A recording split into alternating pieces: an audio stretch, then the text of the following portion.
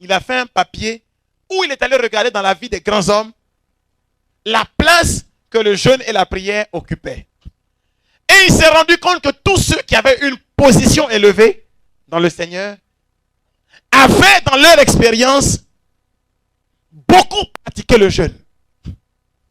Donc tu ne peux pas avoir une position élevée si tu n'aimes pas l'ascèse et particulièrement si tu détestes le jeûne. Si tu es malade et que ta situation de santé ne te permet pas de jeûner, parce que ça arrive, quoique le jeûne même soigne certaines maladies, tu peux ne pas jeûner. Parce que là, il y a une recommandation du médecin. Mais tu es comme moi. Et un qui non, moi je ne jeûne pas parce que j'ai faim. Mais qui t'a dit que quand on jeûne, on n'a pas faim? C'est une évidence. Mais c'est parce que tu as faim que tu ne peux pas te priver.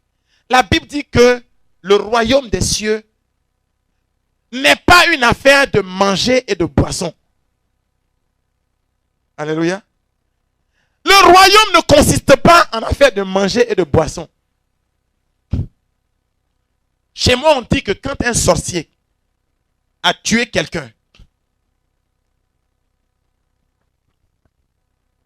et puis que les funérailles démarrent, il doit jeûner jusqu'à ce qu'on enterre le mort.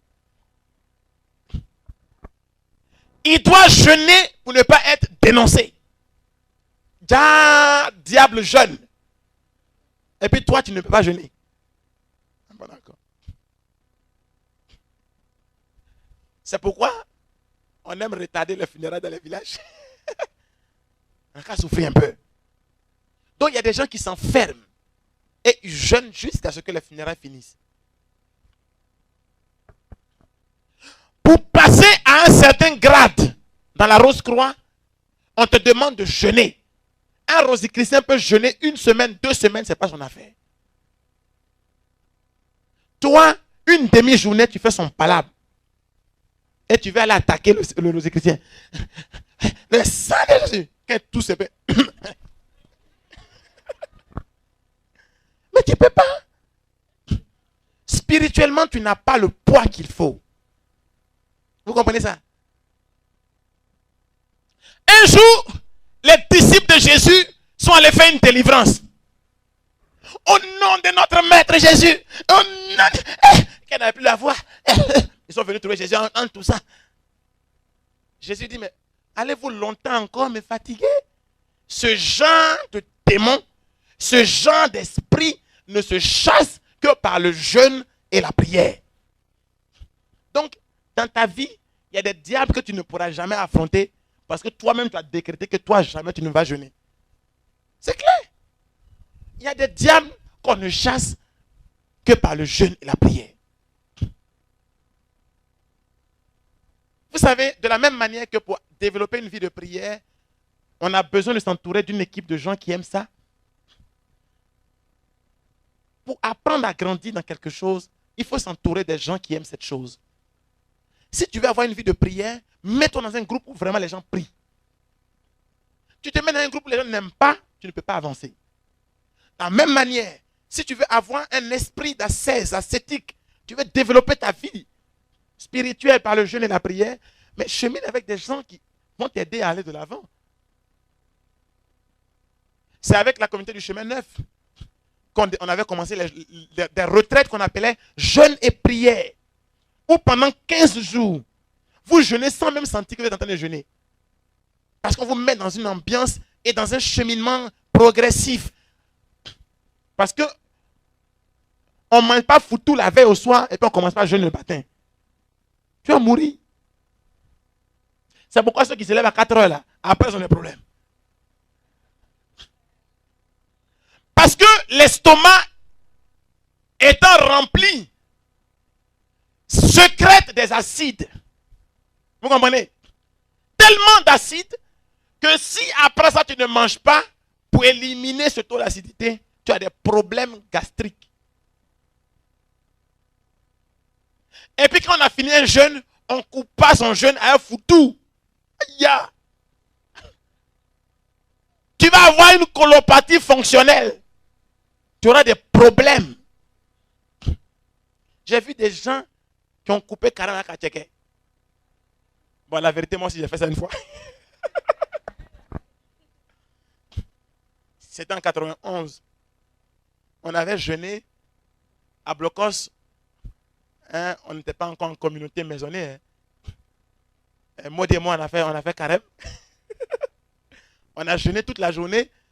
Et puis, on s'était tellement édifié qu'on avait même oublié qu'on avait jeûné. Et du deuxième étage, où Maud habitait, en bas, il y avait un garbadrome en nocturne. Non, ceux qui n'ont jamais mangé garba, tant pis pour vous. Hein.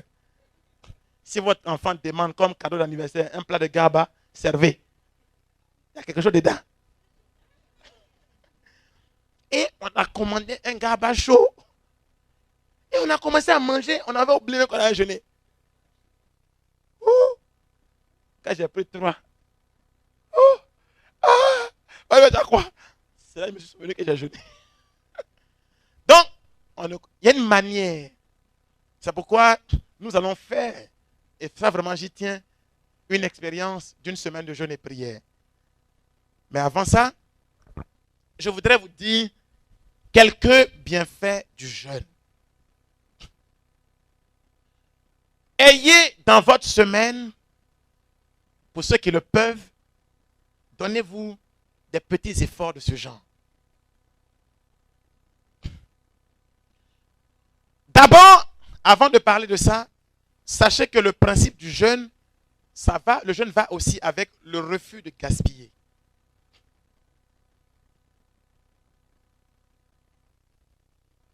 Celui qui fait du gaspillage n'a pas un bon esprit ascétique. Même quand tu ne jeûnes pas, dans ta vie, il ne faut pas faire du gaspillage. Je racontais ce matin à mes frères quelque chose qu'on a vécu pendant qu'on était encore à l'école, au séminaire, au réfectoire, étudiants et professeurs, quand on se servait, on mangeait, les gens jetaient la nourriture plein dans la poubelle. Et puis un jeune frère franciscain, il s'appelle François.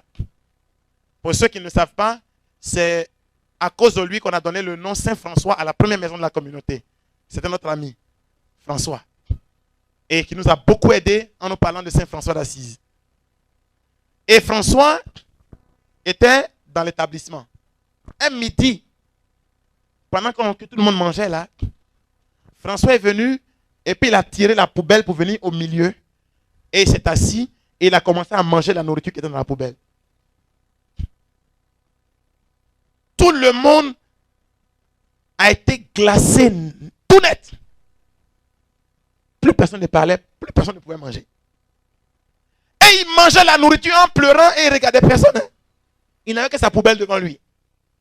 Donc chacun se lève sur la pointe des pieds, laisse et puis quitte dans le coin. Mais il nous a martelé la conscience quand on est sorti de là. Quand il vient au réfectoire, quand on dit, hey, diminue. Tout le monde a compris qu'il ne faut plus gaspiller. Mais tu ne peux pas demander à Dieu de te bénir pendant que ta poubelle est pleine de nourriture. Vous comprenez ça? C'est une insulte à Dieu. Alléluia. Il y a des gens qui ne sont pas bénis, ils pensent que c'est parce qu'il y a un diable derrière eux. Mais c'est leur vie même qui fait ça. Vous comprenez ces français-là? Pour bien jeûner, il faut avoir un esprit de partage. Le jeûne va avec le refus de gaspiller. Le jeûne va avec un esprit de partage. Quelqu'un qui est égoïste, son jeûne ne peut pas être un jeûne que le Seigneur agrée. On ne jeûne pas parce qu'on veut faire économie. Alléluia. Et puis on ne jeûne pas pour faire rattrapage. Le soir, il y a avant entrée, avant milieu, avant dessert. Ah! Et puis il y a comment on appelle ça? le différer. Ça, avant le lever, on rattrape encore. Non, il ne faut pas faire ça. Mère Teresa, qu'est-ce qu'elle dit du jeûne? La Mère Teresa dit que la prière et le jeûne nous donnent un cœur pur. Or, un cœur pur peut voir Dieu et l'esprit du mal ne peut rien contre un cœur pur. Alléluia. Vous avez compris ce français-là? Mère Teresa dit, jeûner et prier nous donne un cœur pur. Elle ajoute, or un cœur pur peut voir Dieu et l'esprit du mal ne peut rien contre un cœur pur. Alléluia.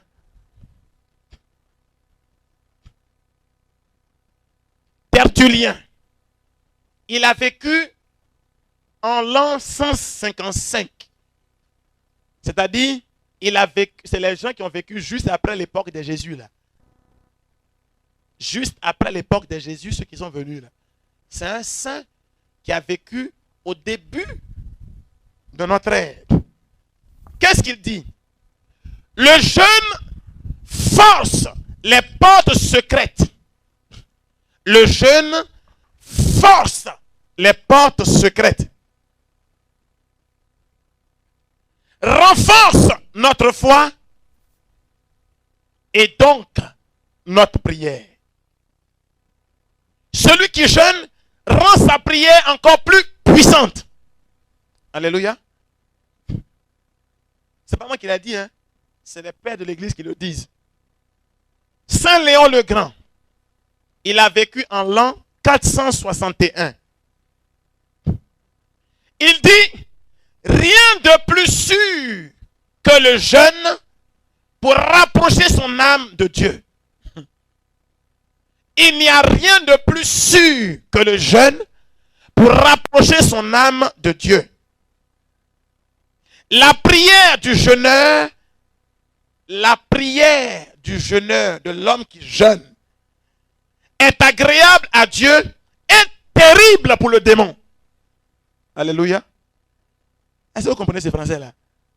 Si vous voulez que votre prière soit agréable à Dieu et terrible pour le démon, Saint Léon le Grand vous recommande le jeûne. Il n'y a rien que la prière et le jeûne ne puissent infléchir.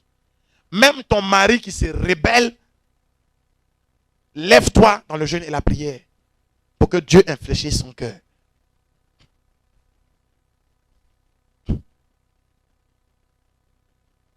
Il ajoute que la prière et le jeûne surtout, contribuent au salut d'autrui et tout autant de son propre salut. Donc quand on jeûne, on ne jeûne pas pour soi seulement, mais on jeûne aussi pour les autres. Saint Jean-Marie Vianney, c'est qui? Le saint curé d'Ars. Il a vécu en 1859. Qu'est-ce qu'il dit? Il dit ce qui met le démon en déroute, ce qui fait fuir le démon, disait-il, c'est la privation dans le manger, le boire et le dormir. Lui, dans le jeûne, il y a 3 choses. Il dit participer à une veille de prière, c'est un temps de jeûne. Donc se priver de manger, se priver de boisson, se priver de quelques heures de sommeil, pour Dieu, ça met le démon en déroute. D'ailleurs, Saint Jean-Marie Vianney, par jour, il dormait 4 heures de temps. Il ne dormait que 4 heures de temps par jour. Alléluia. Il passait le reste de son temps à prier Dieu. René le jeune. Voilà ce qu'il dit. Ce sont les jeûnes répétés, pas une fois l'an. Ce sont les jeûnes répétés qui vous aideront à progresser sur l'étroite et sublime voie ascendante de l'existence. L'homme qui jeûne progresse dans sa vie avec Dieu. Son âme s'élève, il va vers la sainteté. Le jeûne, c'est important. Hein? Saint Athanase. Je vous lis 3 autres personnes et puis je m'arrête là. Saint Athanase. Il dit le jeûne guérit les maladies. Il y a des maladies bizarres. Hein? Si vous avez des maladies qui se promènent dans votre corps, aujourd'hui c'est ton pied, demain c'est l'autre pied, après c'est ton dos. Quand tu commences à voir ce genre de choses, jeûne. C'est quelle maladie qui se promène dans le corps de quelqu'un? C'est un petit équin qui te fatigue. Il faut jeûner. Le jeûne guérit les maladies, dessèche tout écoulement morbide du corps. Le jeûne renforce la compassion et nous rend forts dans le combat spirituel. Saint Athanase, 373. Saint Thomas d'Aquin. Le jeûne supprime la pesanteur de la chair, libère l'esprit et élève vers Dieu. Il va jusqu'à dire, les maladies graves du corps viennent plus souvent de l'excès de nourriture que de sa carence. Les maladies graves du corps viennent plus souvent de la gourmandise que du jeûne. En français facile. Il y a des gens qui sont tout le temps malades parce qu'ils ne jeûnent pas. Alléluia. Ça ne vous paraît pas bizarre? Et pourtant c'est ça. Je cite un dernier que j'aime. Il y en a plein, hein, mais je cite le dernier. Saint Jean Climac. Il dit le jeûne est le flambeau de l'âme. Garde de l'esprit, illumination des ténèbres de notre cœur. Celui qui jeûne acquiert la lumière dans son cœur.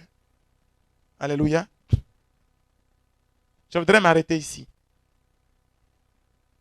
Alors, il y a plusieurs formes de jeûne aujourd'hui dont on parle. Dans la Bible, tous les grands hommes de Dieu ont connu l'expérience du jeûne.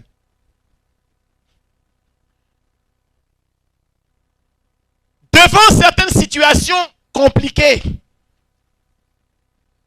telles que le danger qui pesait sur les Juifs, Esther a demandé que le peuple jeûne pendant